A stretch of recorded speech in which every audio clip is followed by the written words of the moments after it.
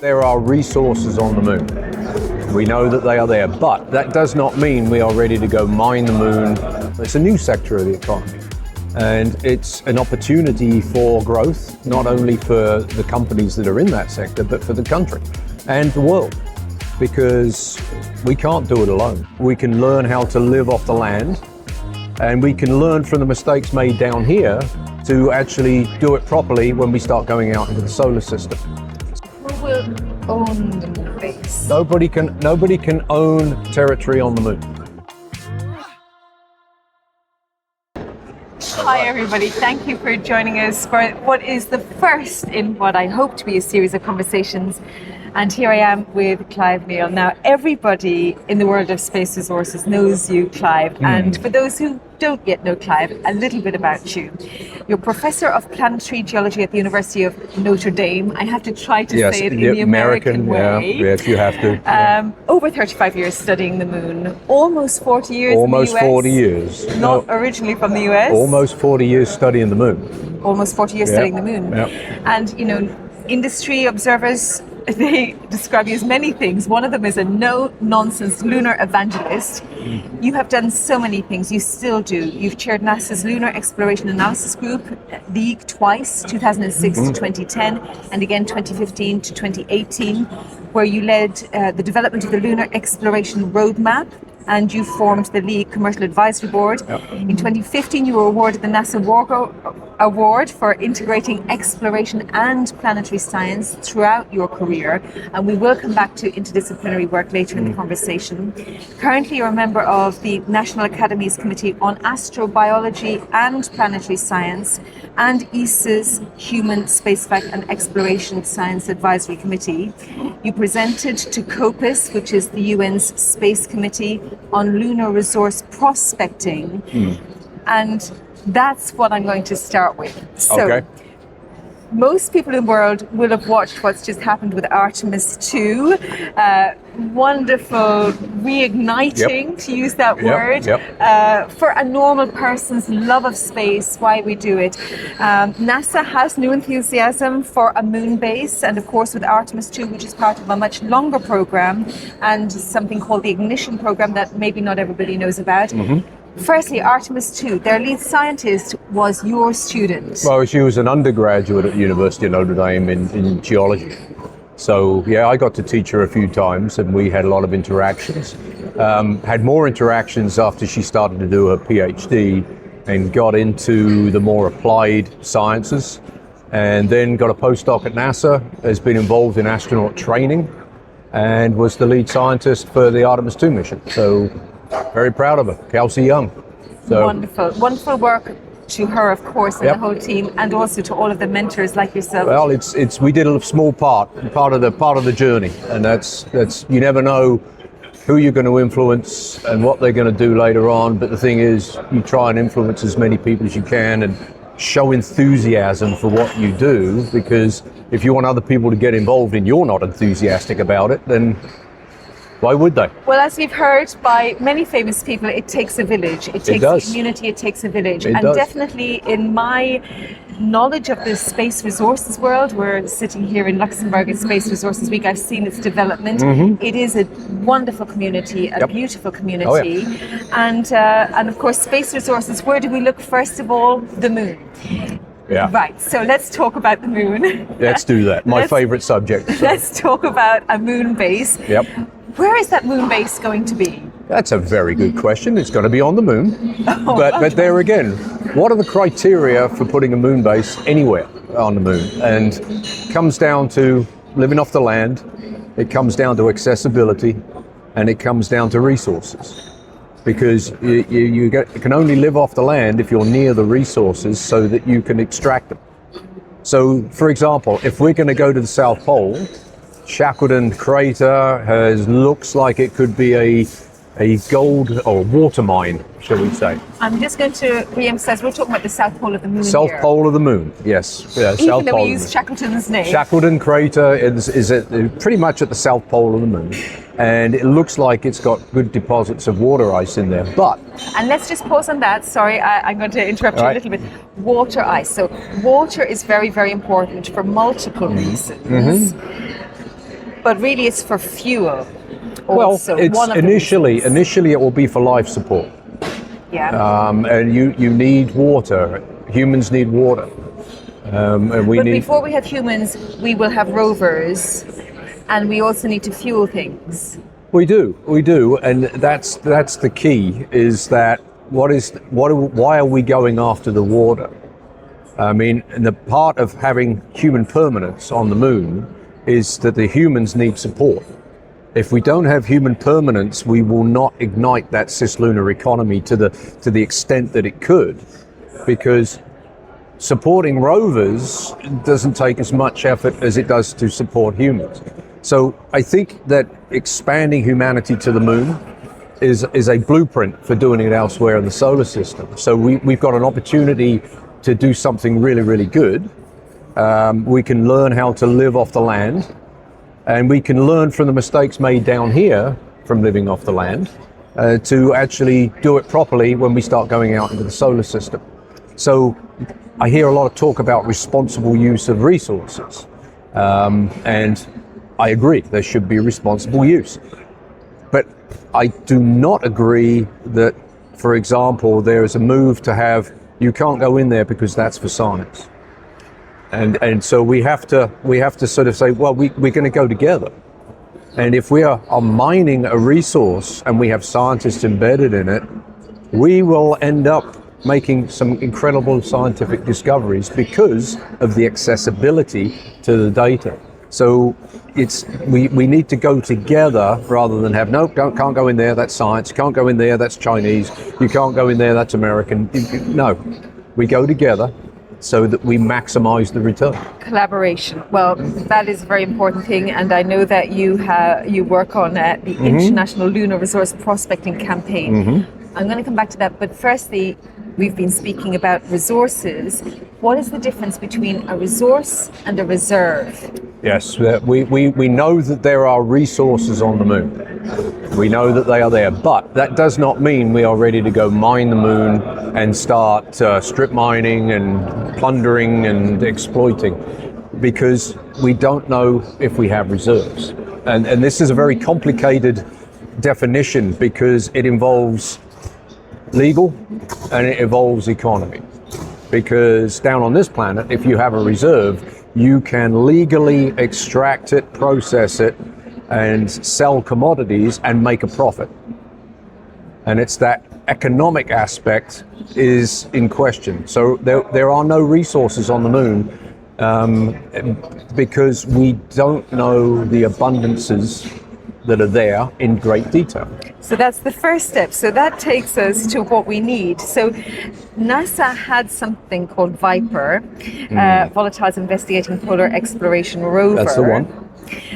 It was fully built, it completed testing, cost $450 million. $455 million. $455 million. What's 5 when it's 450 other ones? Oh, you gotta be exact with Every NASA. million matters. But NASA cancelled it to save $84 million. Yes. What do you think about this? Well, it's the second time they've cancelled it. Yes. They did it when it was Resource Prospector back in 2018, and they did it again when it was fully built. It was 2/3 of the way through environmental testing, and then they decided to cancel it.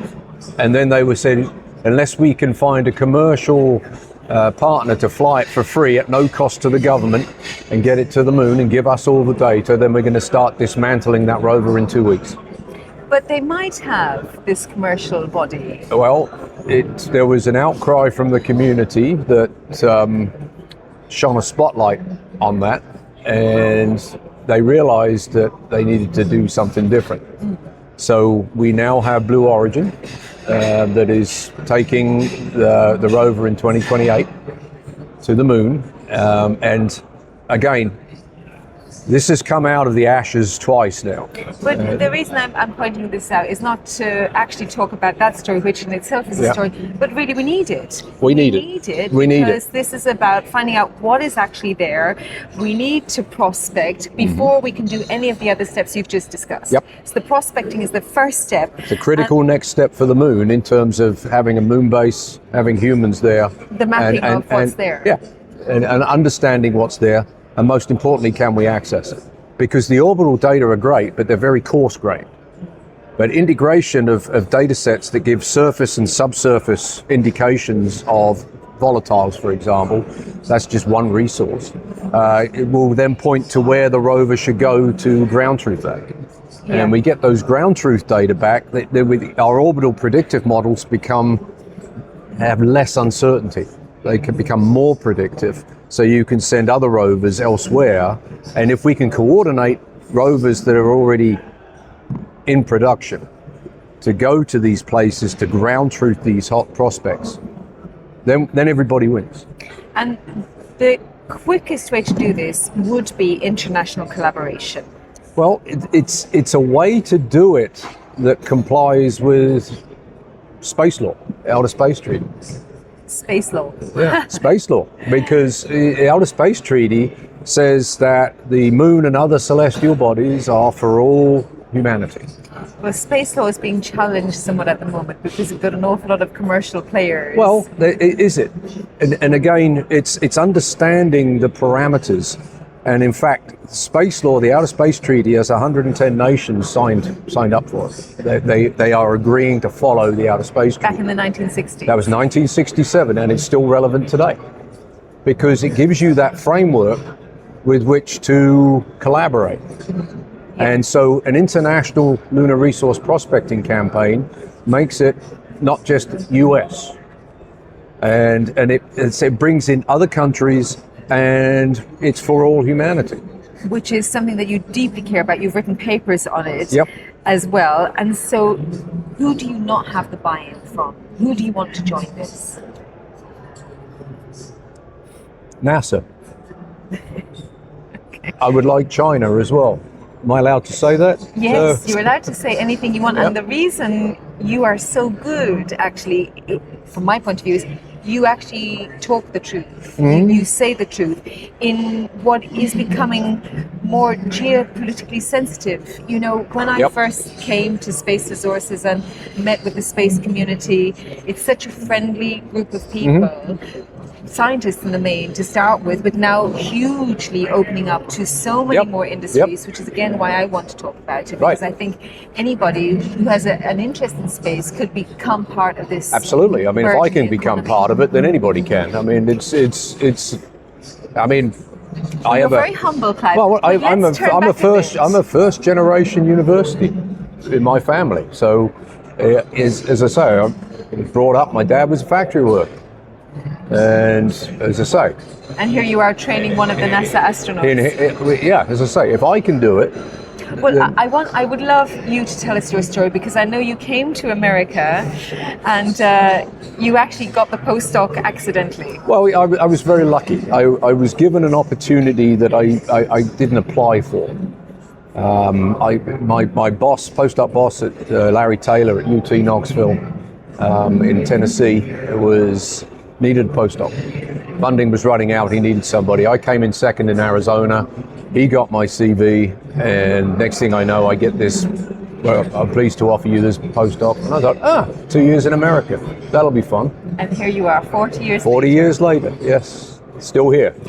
But whilst one of the thoughts of academia, again, and the space world, it's becoming hugely interdisciplinary. Mm-hmm. And I know American universities are, in general, pretty good at having interdisciplinary subjects. Okay. Compared to, well, I can think of some universities Yes, yeah, around yeah. me here Yeah. in this continent that are not the same. Right. But I know they're looking at American interdisciplinary nature Yep. of subject training. And this is something that Notre Dame is doing, in fact. Yes, we just got approved. It took 4 years because change at universities is glacial. And we are approved for a space exploration minor for our undergraduates. But it covers 3 different colleges within the university, the arts and letters, the science and engineering. And you have to take 5 courses. But they cannot be from one college. You have to go explore different colleges. And we are offering the only undergraduate course in space ethics. And that is a foundational requirement for everybody has to take that if you want to get the minor. Well, I think it's a wonderful incentive, Yeah. and I hope it will be rolled out to Well, other it's people as well. I hope that the students sign up. I hope they do it. I hope that it becomes a very successful major. But that will be after I'm long gone. But it'll be, paying it forward to the opportunities I've had, and then the experiences that I've had that have shown me you need to understand law, you need to understand business, you need to understand engineering, and your mind goes. So you've got to start seeing the connections. The connections between everything. Exactly. And also between continents, because every time I see a new Space Resources Week, it's booming. It's booming in every direction, and every continent is playing a part here Exactly. as well. And you also sit as an advisor to ESA, the European Space Agency. How do you think they're faring? Well, they got a really good budget, but human exploration didn't. And ESA's been treated pretty badly by NASA, and I'm perfectly honest about that. The way that the Gateway announcement was made, that we're going to pause it. Maybe just explain out what the Gateway is. So the Gateway is the orbital station that gives our Orion spacecraft somewhere to go to. And so now that puts a lot of things in question, but Europe and Japan were key partners in building components for the Gateway. And now they've actually built stuff. And now what are they going to do with it? So repurposing what they've already built to fit their needs has now shone a spotlight on, well, what are our needs? So, and then coming back to the word that you like to use, which is collaboration, Yep. and the need for collaboration for, in the first instance, mapping, prospecting the moon. yeah. How does that fit in with American politics at the moment? How does that fit in with them? That's a really good question. Let's just say that it depends who you are collaborating with. Probably the best way to put it. But the way I look at it is we learn from history. And so we look at international competition. And that does not give you an enduring human space exploration program, because after Apollo 11 landed, less than 4 years, we're done. And just on Apollo, I mean, that was a competition. That was competition. That was space competition. Yep. It was bam, bam, bam. So much was done in a Yep. short space of time. Yep. But then it stopped. Then it stopped because there was no long-term vision. We have the long-term vision now. So let's fast forward. Now, science diplomacy Do you is... mean NASA has the long-term vision? No, the US space policy has a long-term vision, and it is the first space policy since Apollo that has transcended administration changes. So that vision Congress has bought into. And why have Congress bought into this? Because it is creating jobs. Huge amounts of jobs. Yes, lots of jobs. So this is a burgeoning sector of economy. It's a new sector of the economy, and it's an opportunity for growth, not only for the companies that are in that sector, but for the country and the world, because we can't do it alone. And that's why we have to learn from history, because you look at International Space Station, international cooperation, 25 years plus of continuous human presence in low Earth orbit. We know what works in order to create an enduring human space exploration program. And if we don't learn from history, we'll be destined to repeat it. So I really hope we don't think of going back to the moon as another competitive thing internationally, because we know the result. Right. So let's. So collaboration at the moment is a question mark. Yep. Thinking about Europe's role then, and thinking about ISRU in space resource utilization, Europe does invest in that. Yep. Europe's leading that. I would have to underline that, because we don't often hear No, positives. Europe's. You look at what ESA is doing with space resources, and what NASA isn't doing. And you see JAXA doing the same thing in The Japan. Japanese. We heard about that today. Europe is doing it with ESRI. I mean, wouldn't it be good if NASA started to do that, in the US? And they're sort of doing it with the Lunar Surface Innovation Initiative. But it's not promoting the funding needed to make a difference. And the money that we're talking about, I mean, I did see Edgar Castro from NASA's presentation yesterday. The amount of money to do what is needed to be done in space, it's enormous. There's lots of zeros on the end. Yes, Really it's a lot of money, but the thing is, how are you going to sell that? And it's the return on investment. So as I tell my students, the reason, I ask the question, why do we do human space exploration? Why do you do human space? To make life better down here. The whole point of human space exploration is to understand how the returns are. So you look at Apollo, thank you, Apollo. Miniaturization of electronics is why we now have cell phones that are constantly connecting us, which is a real pain sometimes. But then you look at, we want to go to Mars. Well, we need the human condition to go to Mars. How do we stop bone loss? How do we stop muscle atrophy? Well, we stop bone loss. We found a cure for osteoporosis. And the older I get, the more I'm interested in that. So it's look at that spin back potential. We've heard these technologies today. Have they actually thought about the spin back potential to this planet? So you go mining on the moon, and you're going to beneficiate the minerals without water. Beneficiate. That's in concentrate the actual ore mineral, the product that you want, without water. And you bring that waterless technology back to this planet, no more tailings ponds that you have to watch, and dams that break and then have ecological disaster. So there's these different spin backs. And then just spinning it back to resources. Yep. Reserves and resources. Reserves, that was where we were. We've had a few little tangential conversations. That's all right. I told you, this is my favourite subject, so keep me on track. Well,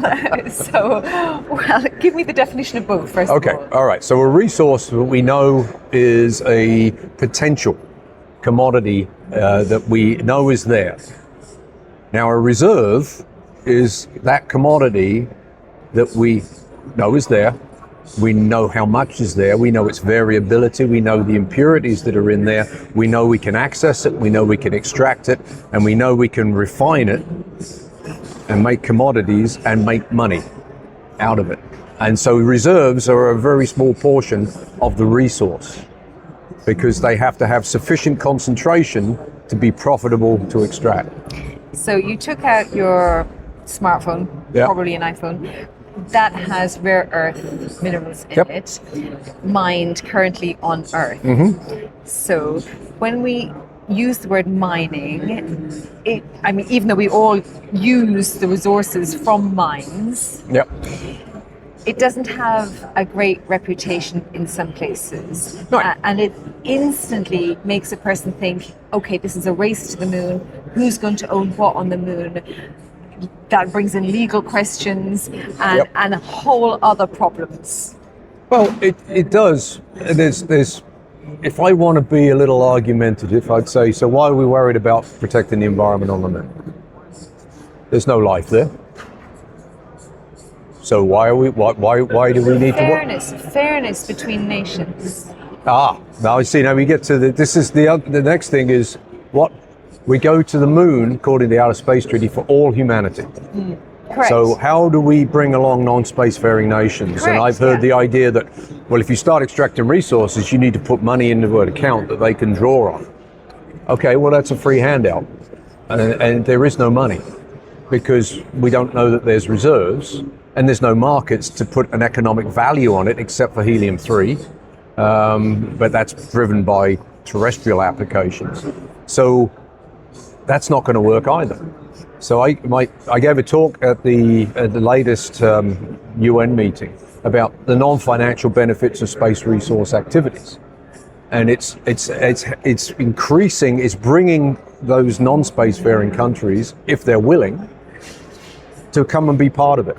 So I really like the Artemis Accords, which is a document where like-minded nations sign up to agree to the principles for space resource activities to be part of it, but how do we explore space starting at the moon? And 63 countries have signed up to that. I think it's 64. 64 now. All right. I'm not sure. I have to check that. No, it's as I say, then it changes daily. Luxembourg was number 8. Yeah, yes. And Luxembourg was also, I think, number 2 in its own national legislation for space resources. Yeah. So this is fantastic, but it's the benefits of increasing education, STEM education. How do they do that? Well, they could host international workshops in their country and bring experts in to help educate their local population and start creating the experts there that can then pay it forward to their nations. Companies, Luxembourg is incubating companies. Come to Luxembourg, get your company set up here. That's paying it forward. That's a benefit of getting involved, and it's not just a free handout, because that doesn't change anything. It's a benefit to the host nation if the companies succeed and taxes are paid. Right, exactly. Oh, and you've now got growth opportunity for jobs for the students that come out of your institution. So this is the way to pay it forward rather than set up a fund, which I do not agree with. So I think we need to. It's going to take effort, but everything takes effort. If you want to spin back potential, that's the biggest spin back I see, is that we have an opportunity now to take what we've learned, expand upon it, but also grow everybody in that knowledge and in that capability to be able to go to the moon and or beyond. When we have the moon's prospecting mapped out, whenever that is, we may not have that before there is a moon base. We may not. Is there a probability where that might be situated? I would say that there are a number of possibilities, but it comes back to what are your site selection criteria, and done a bit of thinking about that with a group of others. I belong to this American Institute of Aeronautics and Astronautics task force. We were tasked to look at lunar surface exploration development and what is the initial infrastructure that you would need to promote a cislunar economy, and where are you going to put a moon base. So we've thought a lot about site selection. We've thought a lot about initial infrastructure, the time phasing, and others that go around that would promote commercial entities to go to the moon to use products or services by other commercial entities. And so when do you think we might have a moon base? Because some figures have been thrown out there already. I think we would be able to pin down a landing site by the end of this decade. The end of this decade, a landing site. Okay. Yeah, a potential moon base site. And we would be able, given the NASA ignition announcement on the 24th of March, the number of missions to the moon, we'd be able to explore several of those. So I think we need to be strategic. We need to find the best place. Now, we're not going to get the perfect place. And I don't think the moon base should be one site. I think it should be a distributed moon base, for the reason that you have an unlucky meteoroid strike and takes out your moon base, you've got nowhere to go. But if you've built several duplicates, get a cost reduction on duplicate building, and you've sited them in different areas that fit your site selection rubric, you then allow other opportunities for other nations to go there. Artemis Accords nations. So who will own the moon base? Nobody can own territory on the moon. That's illegal. Yes. The reason I'm asking is because we have something called international law, which is not being abided to today. Right. And so, what will happen is the country or the state that puts up the moon base will own the moon base. They will not own the land upon which that moon base is situated. So people might have to pay for entry. Well, they could be, or they could collaborate, and they can cooperate, and they can add to it. Well, collaboration is definitely what I agree with much more, and I hope that's the way forward. I truly hope it's more collaborative, not competitive. I absolutely agree with you, because again, we learn from history. And so for anybody who might be catching this interview with you, Clive, and has not really thought about space resources before, and they don't come from a space background, how could they get involved in the space world? Wow, that's well. There's a lot of citizen science opportunities. If you look at the ESA website, you look at the NASA website. If you're from a country that has a space agency, look at the website. If you're young and you want to get involved in a university program, start looking out for space exploration programs that are available. And I use the term space exploration, not space science, because you need to get a multidisciplinary flavor early. I was a traditionally trained geologist, and I've had to learn that over my career about the different aspects. And if you can find a program that delivers at least a flavor of that multidisciplinary nature, you're going to be set up to succeed much better than I was for this program in this area. So, and there are programs out there now. And then you have mentioned a number of the committees that you sit on. You're all over the place. You're literally all over the world. And you're at a university, and you're having to think about topics that require the interdisciplinary nature of thinking. Where do you find you can serve the best purpose with your decades of knowledge? Oh, I think at a university setting, but also at an agency setting. And this is why I was very honored to be asked when I was selected to be part of the advisory committee for ESA. I took it because I think I've accumulated a little bit of knowledge over the years, and I think that knowledge could be useful as an information source. And so that's why I'm on several advisory boards, but that is where I think I can make the most impact. But it comes back to paying it forward to the next generation. So that's why I'm still at a university. Well, thank you so much for your time. Well, it's... I know. Everybody wants a bit of your time. I've just been having fun. I mean, I do what I love, so I've never worked a day in my life. Which is a wonderful thing, because when the setting is right and when the community is still vibrant and collaborative, it is a wonderful community. And if I can make a contribution, I know when I have to retire is when I can't do anything. I can't make a contribution, and I can't make a difference. It's time for me to get out of the way and let other people do it. Well, I don't see you retiring anytime soon. You better talk to my wife about that. She should come along. Yeah, she wanted to come this time, but couldn't make it. Next time. Yep. We want her here. Okay. Thank you. Thank you very much. Thank you.